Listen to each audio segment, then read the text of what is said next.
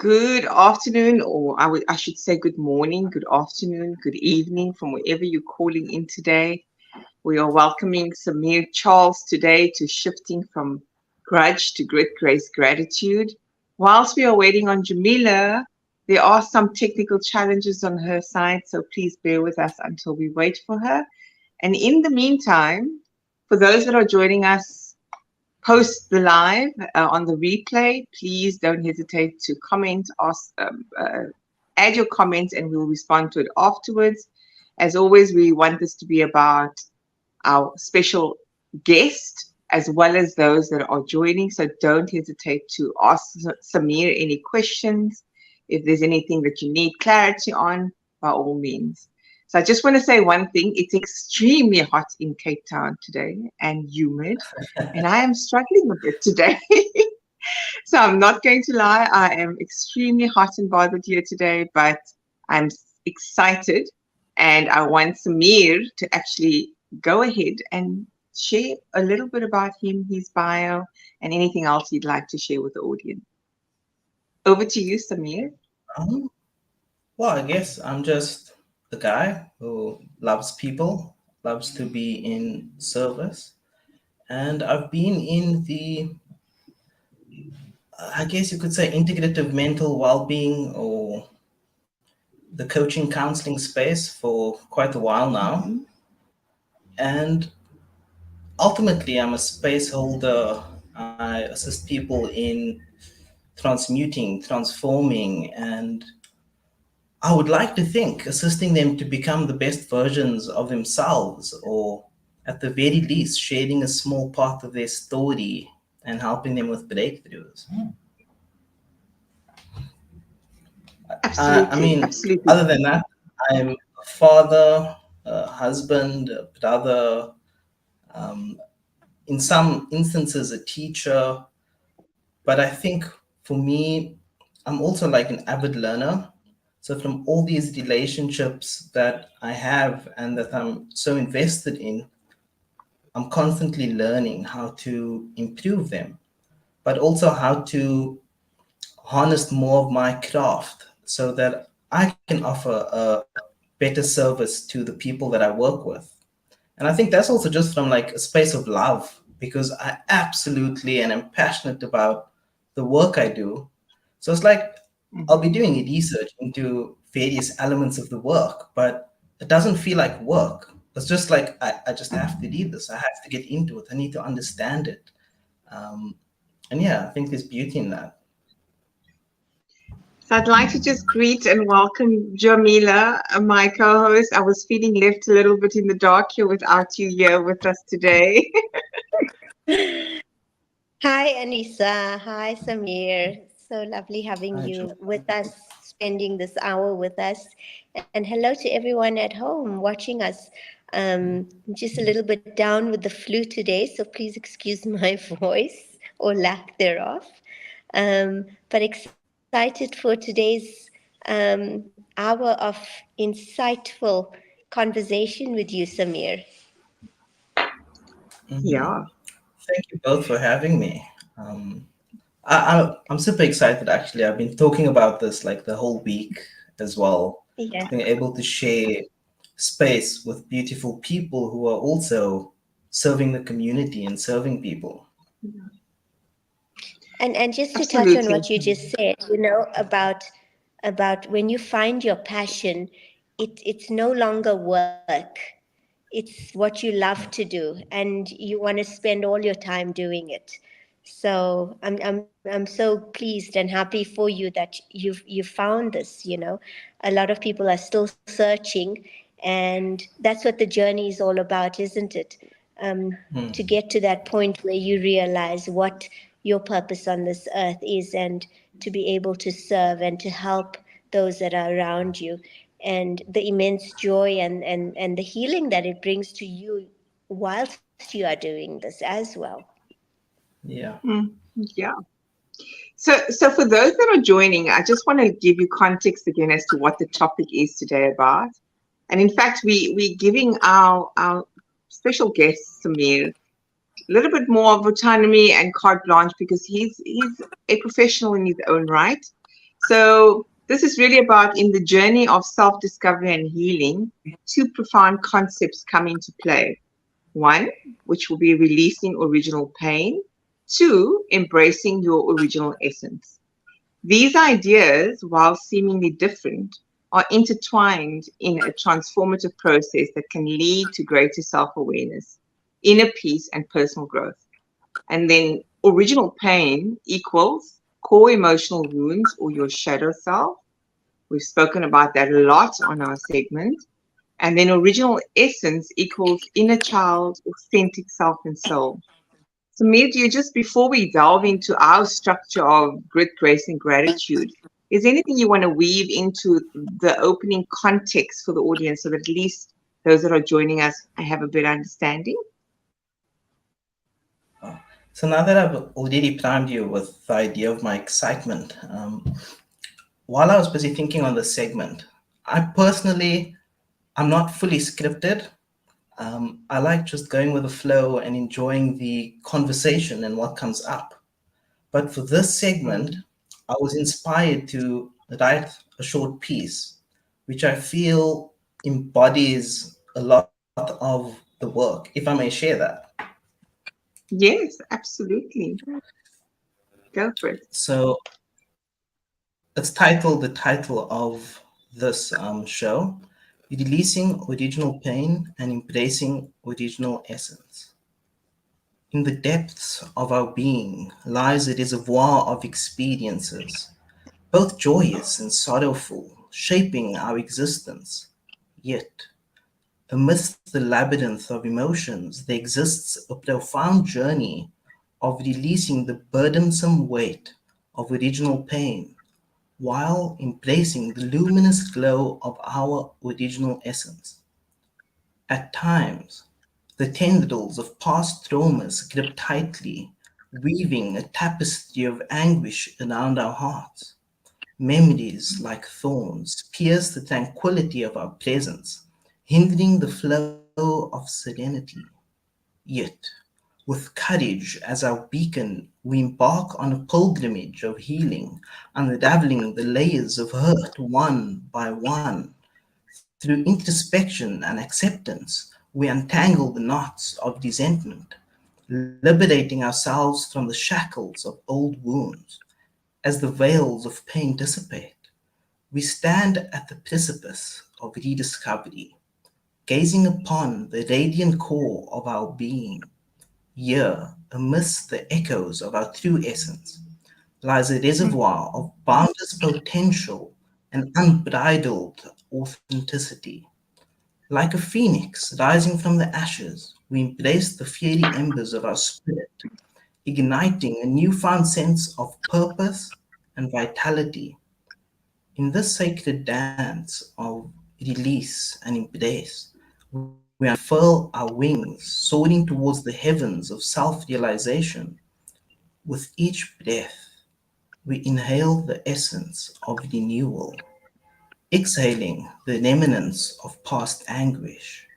We reclaim our narrative, rewriting the script of our lives with ink dipped in resilience and grace.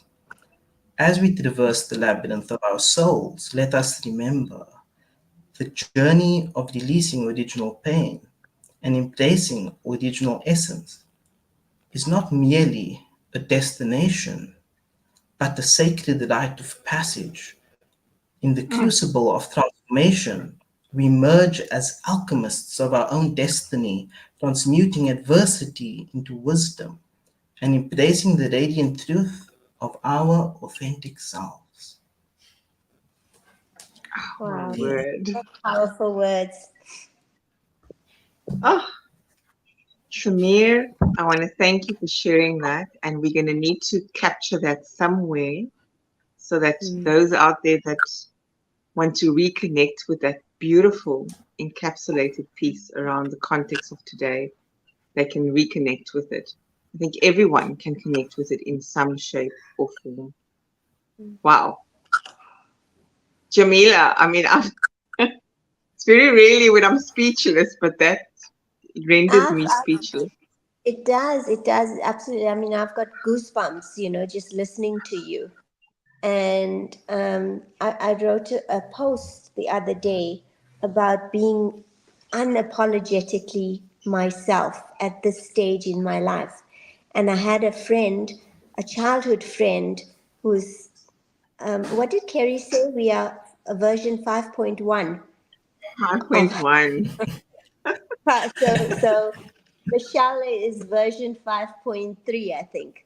And she said, she resonates with it because she's been, after hitting that 5.0, she feels that that is how she lives her life, just being unapologetically herself. And I think it's when you release all those fears and the expectations, and the labels and the titles that society places on you, and you allow yourself to just shine as your true being. um, it's just a totally different realm that you start living in. And for me, I just feel, that sense of relief, almost like a burden, or this armor that I'm just shedding, and just being me, and just being so happy and appreciative and grateful for being me. And it's so sad. This is a conversation that I had with her, that why do we have to wait until this version of ourselves, And I know everything happens in its time, but can you imagine if we are able to experience this earlier on, in earlier versions of ourselves? How amazing would we be at this stage? So yeah, your piece just really does resonate, and truly, truly amazing, powerful words. Very powerful. I think what we're going to Thank do, you. Samir, is we're going to ask you to build onto those words. And I'm going to reach out to Peggy and suggest that you also consider building on that story to put it into a chapter of a book trilogy that is called Wellness GPS, which stands for Get Prepared for Success. I think that there's such profound wisdom and rawness to what you've just read, and the authenticity from that, that it requires others to shift away from shame, to shift away from guilt and the pain and the projections, because that's what we do. We project out into the world as if it's everyone else. Yeah. And while some are the cause, in inverted commas, they are also coming as our gifts, right? So over to you, Samir. This piece has just got me very energized. I'm grateful that you said it. Let's bring it back No, to how do you then define grit in your own life? But before you go there, is there anything you want to respond to in terms of that piece? Why did you write it? so I've got this habit of when I'm learning, or when I'm having different thoughts. I have this whiteboard in my lounge, and every time I walk past, I would add bits to it. It kind of allows me to visualize what I'm thinking about, and kind of starts putting my thoughts together. But I'm also like an avid writer. Um, well, not so much anymore, but I love writing, and journaling is like one of my outlets. So while I was busy journaling a piece the other evening, it inspired this as well. Just thinking of my journey and the things that I have been through, which has made me who I am, or at least served to shape who I am as a human being. Mm, And look, my life hasn't necessarily been rosy, beautiful, but at the same time, it has. And it's like there's mm, this ambivalence with everybody's lives where we experience deep, deep trauma and suffering on one level, but on another, deep gratitude and appreciation. So I can say for myself, I've had many teachers over the course of my life, some anti teachers and some teachers. So for me, an anti-teacher is someone who basically teaches me how I don't want to be, how I don't want to show up. So before I came to like the teacher anti-teacher, I used to call it my curse and my blessings, because sometimes what we feel is our greatest curse is in fact one of our greatest blessings. But as they say, hindsight is 2020. So while Yes, we're going through, yes. it feels heavy. It's like, why is this happening? I don't want this. Release it. So, I mean, you asked about my own journey and my own story. I've experienced abuse on many levels, emotionally, psychologically, sexually. And for a long time, I think that put a chip on my shoulder. And it was only when I took the chip off and I ate it up and kind of digested it that I could change my perspective. And I think I was around 19 years old when I was talking about this to one of my therapists. And she actually said, we can look at your all the trauma that you've gone through and this victim narrative that you've constructed as just that,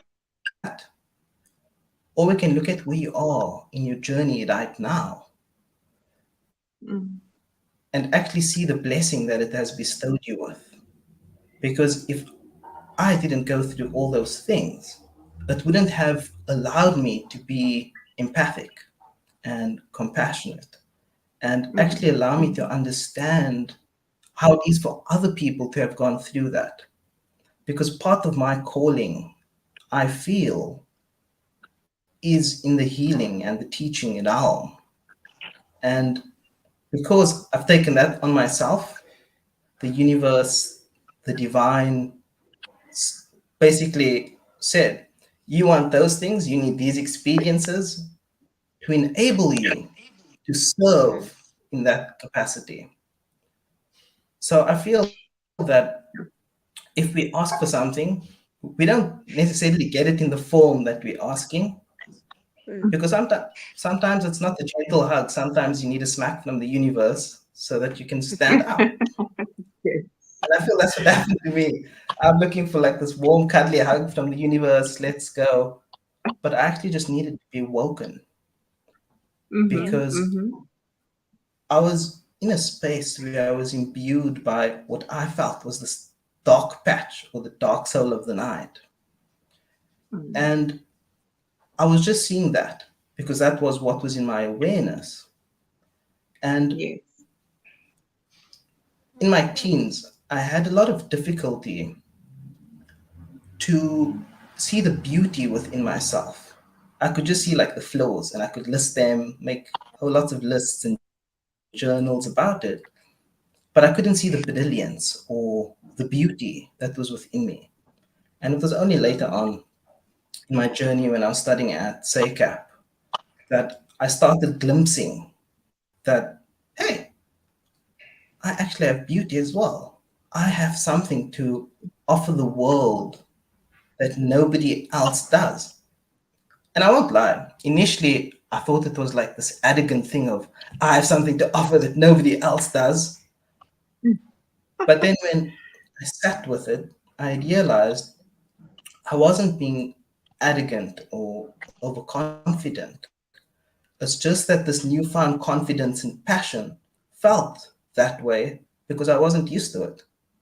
Because my esteem Mm. was low at that stage, just Mm. claiming I have brilliance, it felt like no, like who am I to be brilliant? Who am I to be able to Mm-hmm. offer people other stuff?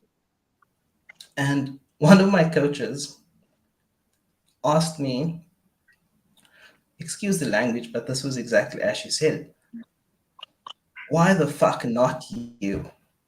And I was stunned for a moment. And I was like, huh? And then my brain opened up to the possibilities that I am able to serve as a vessel or a conduit. because I don't necessarily believe that I'm the healer, because I'm not. I'm a catalyst or conduit for the healing process. People are the experts of themselves. They already have all the tools, the resources that they need. But sometimes it's just not within our awareness. And someone just has to say, look there. And you look, and it's like, it's basically like, I watched Eat, Pray, Love recently. And it's basically like you go on this journey of your life. You go on this journey of your life looking for something because you feel lost. And you go all over the world looking for that. And then you come back home and you find it because it's been with you all along. Samir, I just want to, first and foremost, want to acknowledge you for your vulnerability and sharing so openly with the audience. I think that's what we love about this, is that we bring the provocative and evocative conversations to the forefront. And that in and of itself shows that you are on a continuous journey to heal and to be that conduit for others. And something which you said earlier on, which I've listened intently to, it's what is referred to as a part of our brain which we either latch onto the perception of, which becomes our reality, or we have a perspective of it. Those two are very different. And I always refer to it as, if you think about it, and you will know this, Jamila, as well as Samir, and for those, I love the neuroscience and the positive psychology and all of that. So I had a virtual mentor many years ago called John Assaraf, and he spoke about the Einstein brain, right? Or the Frankenstein brain. So I almost want to say that the Frankenstein brain is where your perception and your projections lie and suffering comes from. Whereas what was the other one? The Einstein is where you're tapping into wisdom, the sage part of your brain, where you know you are that brilliance, you have that beauty, you are divinity, and that you just need to return back home to it. But by, as you said, flipping the script, changing the narrative, shifting the language, because you called it blessings and curses. Now you're calling it teachers and what's the other one? I mean, it's teachers. Anti-teacher. I said anti-teacher, but it's the same. Yes, it's the same thing, right? But just in the language, in and of itself, what we don't realize is the power of language that becomes embodied in the story, the narrative, and that then drives the projections out there, right? And as you rightfully say, what we attract. And I see that there's a comment from Johnny that I want to acknowledge, where he says, why does someone always attract narcissists all the time, open one's heart, and then gets hurt beyond repair? This is supposed to be a form of journey. If this is what life, I think, is all about, it's better to be dead. Wow, Johnny. That vibrational energy, we do what we think and feel is what we project out into the universe. And like Samir said, we're either going to be smacked by the universe instead of getting the hug in order to awaken. Samir or Jamila, I want you just to come in and then respond to Johnny on that. So I think it's important to understand when looking at narcissists, is it people who have strong narcissistic tendencies or someone who's been diagnosed with narcissism? Because that's two very different things. Because as beautiful as social media is in allowing people access to information, sometimes we start labeling people as specific things so that our narrative makes more sense. So that's the first part. The second part is that people who have strong narcissistic tendencies are attracted toward or towards certain people who are empathic, compassionate, understanding, but also tend to have slightly lower self-esteem. And then they start validating and they start eating away at the esteem of the person until eventually, without even knowing, they start controlling the person's brain, their habits. And then it's like you can't make decisions without the person. So it's about, what are we putting out into the world?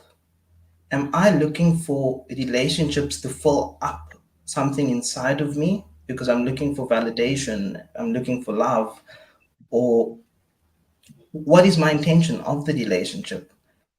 Am I actually ready to connect with another person? Because look, there's two different aspects. One is that we can heal through relationships because they bring so much value, and it kind of puts a mirror up and forces you to see your own stuff and the person's stuff. But sometimes we're not actually ready to Mm-hmm. be in a relationship, and we first need to heal up a little, or we are at the risk of being manipulated and abused. Yes, I agree. I agree with your words and your thoughts, Samir, totally. And I think that, you mentioned how amazing we are as individuals, how divinely powerful we are as individuals. And we go through our lives looking outwardly for the justification, but until we are committed to look inwardly and do the work inwardly and be in a relationship with ourselves and get to know every bit about ourselves, only then are we able to sit without judgment towards the actions of someone else. Only then are we able to truly understand someone else's actions and also decide what's for us and what's not for us, and to be able to put those boundaries into place so that we don't end up repeating the patterns of attracting these type of people. So I think the inward journey and the the process that we have to go through and the commitment that we have to make to ourselves and to be in a relationship with ourselves is of utmost importance, and that determines how we then navigate the other relationships in our lives. So, just as a point of interest, I was sitting with a collective of women, and I happened to be the only gentleman in this conversation. And the ladies were saying, all men are trashy. I can't find a good man out there. And they started labeling out all these negative things about men. And then they were like, but I can't find a good man and I can't have a relationship. So I first paused for a while to absorb everything that was said. And then I asked, you know, if this is your view of any man or any relationship that's going to be coming in, are you then not blocking yourself off to the beautiful men that are out there? Because I use this example quite often, but it's because when I was younger, I don't know if you guys know what the Chuck Taylors were. There was like this red boot Yes. pair I wanted when I was younger. And I wanted it, but I would have to save up for it. So I decided I'm going to start saving for this pair of Chuck Taylors at that stage. And you know what? I was seeing everywhere. I'm seeing these red Chuck Taylors everywhere. Doesn't matter where I went, there's a pair, there's a pair, there's a pair. Or it's like if you really love a car, you start seeing it everywhere. The reality is that there's not more of them on the road. It's that we've wired our brains to be able to Yes. identify it because it's now in our awareness. And it's part of what we would call cognitive bias. So it's like we have a specific way of seeing things, and if it doesn't fit what we believe or think, then it's not true and we just filter it out. So it's important to do the self work. And to bring it back to Mhm. the title, it's about releasing original pain. And original pain refers to the core emotional wounds that often stem from early childhood experiences. And these wounds can actually shape our beliefs, our behavior, and our emotional responses, which then impact our relationships, but also our overall well being. And whether it's caused by neglect, loss, or any form of trauma, these original pains kind of become these layers that cloud our sense of self and hinder our progress. And by actually acknowledging and addressing these wounds, it's a crucial step in the journey towards healing. Because just awareness in and of itself starts a shift. And then obviously you could Absolutely. go through confronting your pain instead of suppressing it so that we can start beginning to release it. And it's not something we have to do all at once, it's a process. It's like Pandora's box. We don't just open the whole thing, we just open the box a bit and take out what we feel we can stomach at this moment. And if we feel it's becoming too much, we can put it back and have a look another day. Because the way we eat the elephant Mhm. is bite by bite. Yeah. So Yep. this process could involve therapy, coaching, inner work, self-reflection, journaling, but 100% releasing original pain requires courage. But it Mm. does lead to create emotional freedom, which allows us to build healthy relationships, let go of old patterns, and allows us to make conscious choices that's aligned with our true self. Because it doesn't matter where we are in life, we've developed these defense mechanisms or coping skills. But how frequently do we challenge the coping skills or the mechanisms that we've developed over time? Because they don't necessarily serve you the same way they did back then, because you're a different person. So, what Yeah. skills or coping mechanisms would better serve your authentic self for this moment? So maybe you can respond to Johnny's question because I think that's quite a valid one. For those, that don't have the tools or don't have access to a therapist or a coach or an ecosystem of people that they can rely on, or they don't have a sacred brotherhood or a sacred sisterhood that they can connect with. How do you then release it? What are some of those So strategies?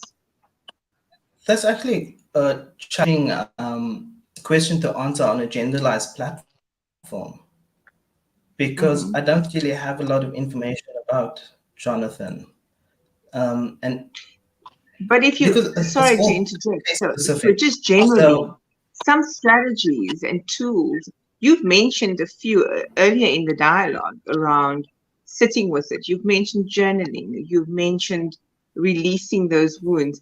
What are some of yeah, those practical strategies that for anyone that they could so start bringing to awareness how to release okay. that original pain? And I Samir, think just before you go ahead with that, I just want to ask you, do you then come to that point of realization of being brave enough to ask yourself, am I willing to hold myself accountable? Am I willing to ask myself the difficult questions? Like you said, we've got to go inside and do the inner work. But for me, I mean, I was in a relationship with a person who had a narcissist. I'll say that, and I've went through it feeling very sorry for myself and very sad, and often, went through terrible bouts of depression and all the rest of it. And then I asked myself the question one day, but what is it about yourself that's allowing you to remain in this relationship? And for me, it was of utmost importance that I wanted to save him. I wanted to be the person who was going to change this narcissist, because I felt that all these layers deep down within the narcissist was this frightened little boy, and I was going to be the hero that was going to do that. And that was not my place. That wasn't my place at all to do. It was for me to realize and to make the brave decision to say, that is not my journey and this is not serving me. This is a relationship that's not serving me. And I needed to do the work about why it is that I wanted to be this person, the savior. So, do we also need to be brave enough to face those questions or to ask those questions to ourselves? I'm so happy that you've mentioned that, because if we look at difficult things to do in life, I would like to think that I would call it our demons. To challenge our own demons is one of the most challenging things that we can do, because it's to have an honest look at ourselves and take responsibility and accountability for all of who we are. Not just the beauty, the love, the light, but also the darker, the uglier bits of ourselves, and actually loving yourself completely Yeah. through all of it. And I think for a lot of people, they might not necessarily be able to afford to go see a therapist, or they're not in their lives right now where they can make time. There's one thing that we've had since the beginning that we can always use, and that's our breath. Just breathing, deep breathing, where you feel your stomach, your diaphragm move deep, slow, smooth, steady. And I like using the breath because it represents life from a spiritual element. It's also very healing. But then we can also look at the physiological or the science behind it. It shifts our physiology.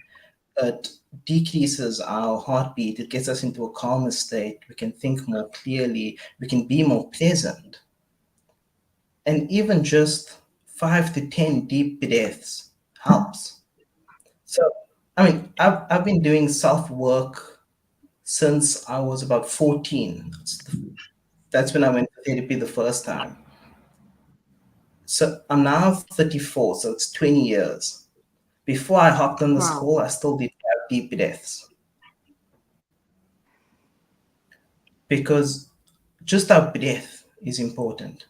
So, I mean, if you speak to doctors, therapists, naturopathists, and what's it called? Anyways, if you speak to these people, they'll always tell you the same thing. There's 3 important things in life: diet, movement, and sleep. What we eat, getting adequate sleep, and moving our bodies. Because it's good for our mental health, our spiritual health, and everything else. So, mindfulness is important.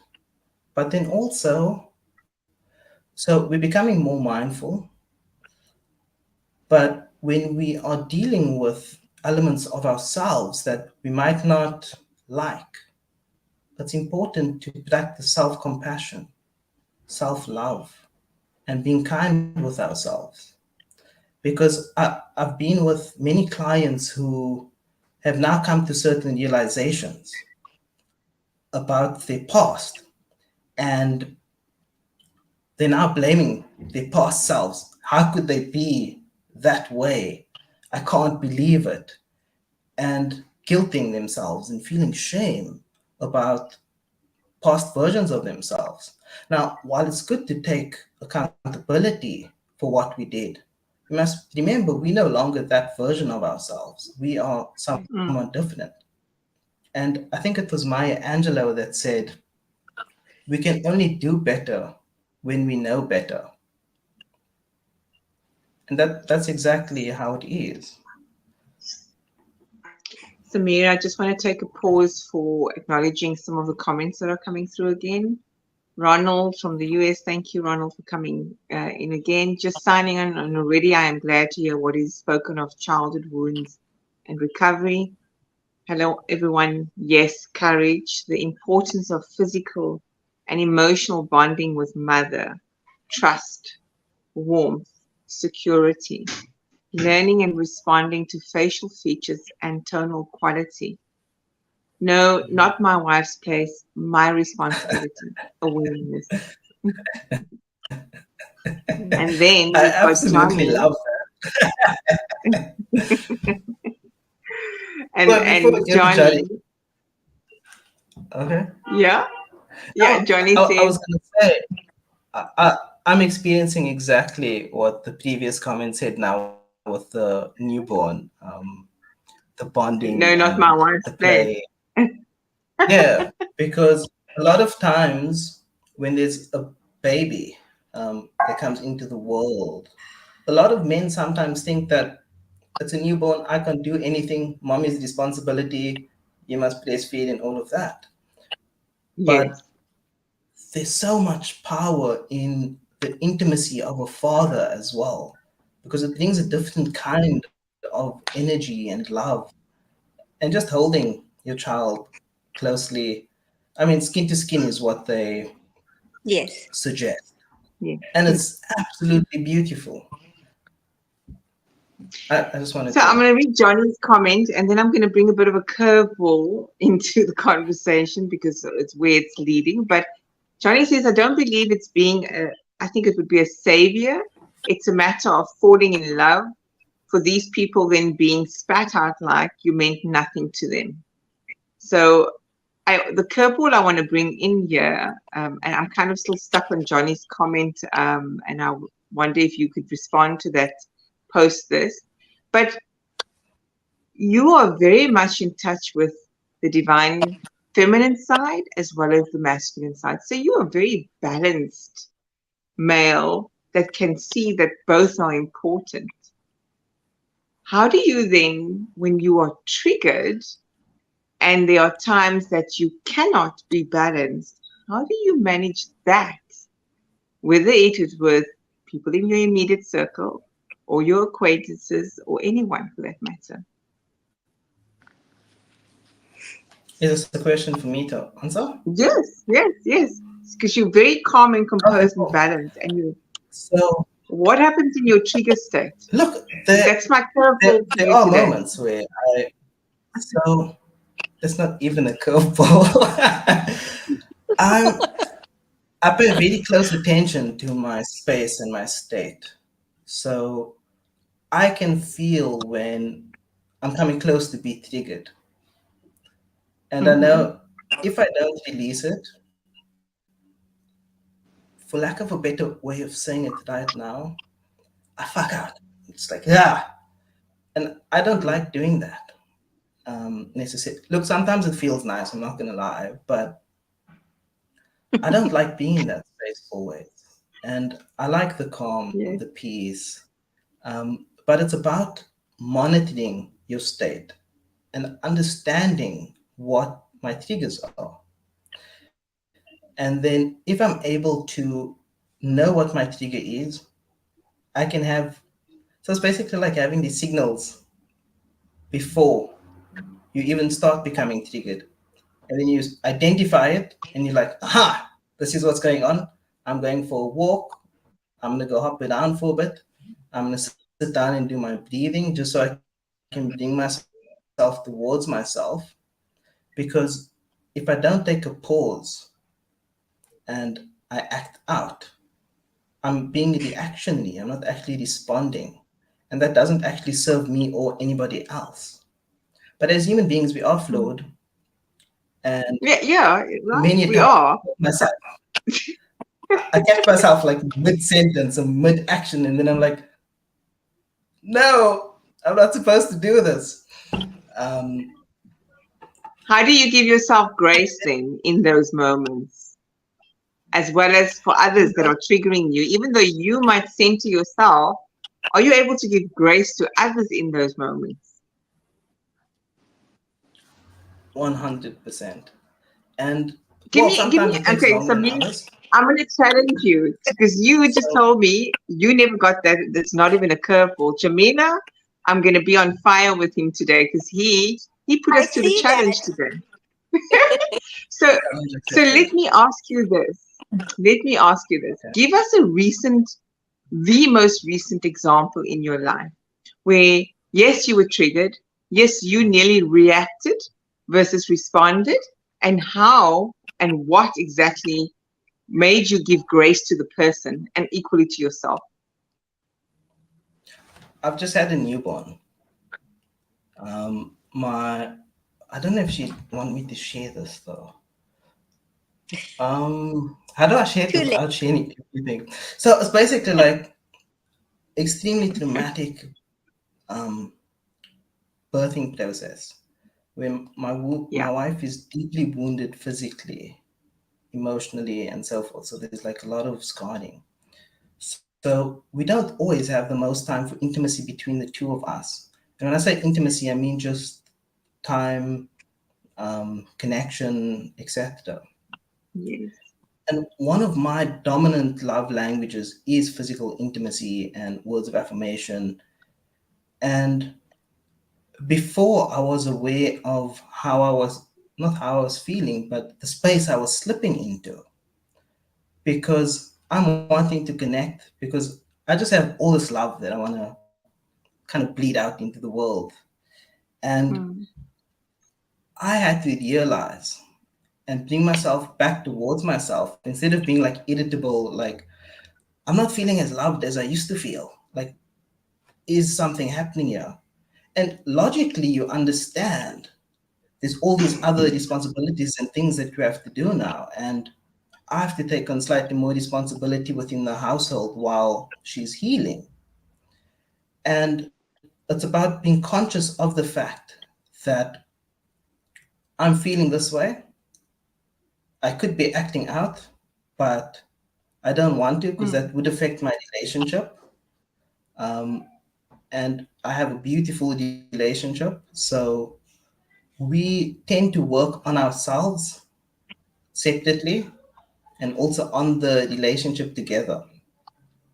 So I first sat on all of that in the beginning for maybe 2 or 3 days, journaled about it, was identifying, is it my stuff? Is it her stuff? Is it just stuff? mm, And then once I better understood how I was feeling, how it was rubbing me up or down, and how the situation's playing out, I could then have a more meaningful conversation with her with a better understanding of where I am in a way that it's not blaming her for the situation. It's about acknowledging and understanding that this is extremely mm, new. There's all these frustrations and irritabilities and everything that she also has to go through, which I can acknowledge and appreciate and am deeply grateful for without neglecting myself. Because these are my feelings, my thoughts, my experiences, and this is what I'm going through. And it's not about necessarily getting all those things, but it's about being heard and mm, acknowledged. And there's like the sense of mutual understanding and mutual respect that can be appreciated between us. And then it's like conversation had, cuddles, um, and now she, because I mean, people aren't psychic. She doesn't know what I was mm, thinking or experiencing. I don't know what she was thinking or experiencing. And we had to have that conversation. But I think we both needed time to sit with what we were experiencing so that when we did have the conversation, it was from a place of grace and understanding. mm. Beautiful. Jamila, I don't know if that answers the question. absolutely. Yeah, Beautiful. absolutely. And I think, when you're in those situations where you become triggered, one thing that sits with me also that I remember, and I'm remembering more often, more consciously asking myself, is something that I learned from a book from Teal Swan, And she always says, stop and ask yourself, what would someone who loves themselves do? How would someone who loves themselves respond? And especially where you're in a situation, you're being triggered and you become angry. I don't like being that angry person. I don't like the way that I feel afterwards. So if I love myself, I wouldn't do that to myself. And it just brings you to that point of calm where you react in a totally different way. So I think it's, it keeps on going back to that inner, going in inward, and it's about self-love and getting to that point where you stop and you ask yourself before you respond, on whether I'm going to, and that allows you to give yourself the grace, and also then to impart the grace to whoever you're engaging with. Samir, I'd like to come to the reverse though. Can you recall a specific moment when you felt the impact of grace in receiving it from others? Could be recent, it could be a I think while back. every day, every single So day. every day. Interesting. Um, yes, I think I journal quite frequently, um, to be able to be aware of what's happening in my life and how it's impacting me, so that I don't lose track or focus of the immense beauty that the relationships I have holds. And I'm a human being and I'm not perfect. I dropped the ball on many occasions. And just the mere fact of being able to, so my wife, for example, just the mere fact that despite her being in the state she is, being able to hear me out and acknowledge what it is I'm going through, that was something else. So it's like, despite all you holding on to and going through, you were still able to make a little space to hear my experience out. I mean, my mom constantly also holds space, and irrespective of what it is, she would show up. I mean, I would do the same for her as well. But there was a time in my life where everything hit the fan at nearly the same time. And I didn't know what to do, how to do, where to do. I was just down and out. And my mom opened her home to me, again.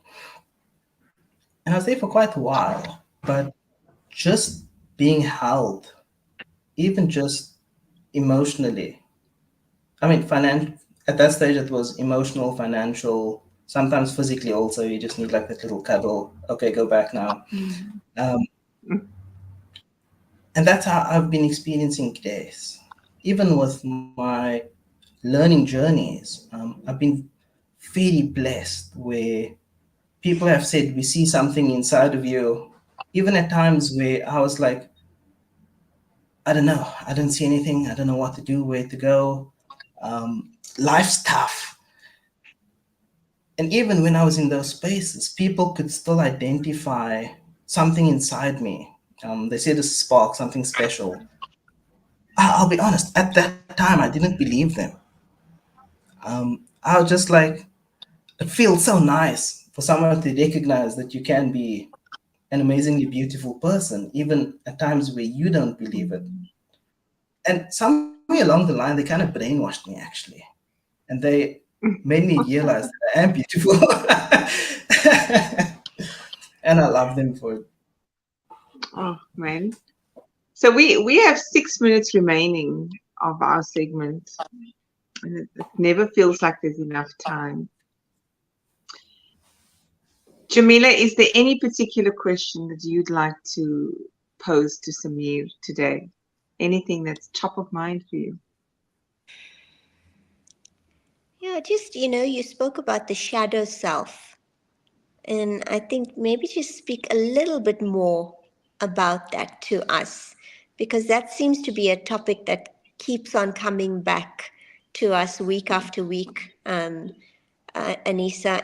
And from a male perspective, give us your views about the shadow self and how to embrace, or what your opinions are about that. Well, I guess for me, basically, the shadow self is the self we become when we operate from our wounded self. Um, so it's generally parts of ourselves that we choose not to embrace, so we suppress. And because it's being suppressed, it evokes certain behaviors and feelings in our unconscious or subconscious, which then starts directing what we do. And it's only when we shine light on these aspects that we start to heal. And I think this is tied to original pain, and why I absolutely love the notion of releasing original pain and embracing original essence, because ultimately they are intimately connected. And by acknowledging and healing wounds of the past or addressing your shadow self, you actually create the space for your authentic self to emerge. That's ultimately how I see it, because I think the process of releasing pain, you kind of shed the barriers that's held you back from healing it and from, it's basically masking your original self. And I think it was Rumi that said that we mustn't basically look for ways of love. We must break the barriers within ourselves that we have so that love can flow in or out. Mm. No, So thank you I for that. just, Selfish. I'm asking that quite selfishly because I'm a mum to a young man now, and it always helps to get the male perspective. Um, Being a single mum, and I think Anissa as well. These conversations that we have, and in the recent weeks we've had with our male speakers that have come up, have it helped me tremendously in my relationship that I'm having with my son, because it's just revealing so much understanding for me. So thank you for that, Samir. Thank so I you just want both to for. acknowledge, thank you for that as well, Samir. I think I'd like to just also mention Ronald's final closing comments before we go into the closure today. He says, "My wife lives with me and my anger and rejection." He also acknowledges us and says, "Thank you, Anis and Jamila and you, Samir, for gusting." I don't know if I'm reading that correctly. "Your interaction and transparency is healing for anyone who listens to this broadcast."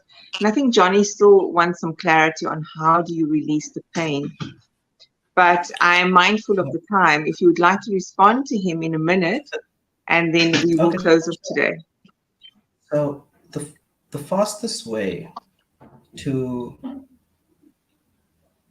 release anything is to actually allow yourself and give yourself permission to feel your feelings and think your thoughts. Because a lot of our pain is from the emotional wounds. So it's about feeling into them and experiencing them for what they are. Don't think about them, feel them, actually feel them on a core, deep level, and go with it. Go to where that pain takes you. Breathe into that pain. Ask it, where do you come from? And then ask yourself another question that I've been loving to ask recently: where does my happiness live? Ah, that's beautiful. Jamila, so I'm just going to say, Johnny has acknowledged, thanks for a fantastic show. It's truly appreciated. Any closing comments or remarks from you before I close out and summarize? Um, no, I think I just want to thank you, Samir, for your time, and you've given us so many wonderful wisdom nuggets for us to keep and to ponder on and to keep with us to help us through future relationships or current relationships that we are in, and for giving us a male perspective. And I'd just like to take this opportunity to wish you all the best with your little one. And may you have immense happiness as you grow through the stages with your little baby. And hopefully we'll have you soon on the show with us again. Yes, I think there's going to be more than one segment. Definitely more than one segment. So we asked the question, how do we return home to our authentic self whilst holding on to these false masks?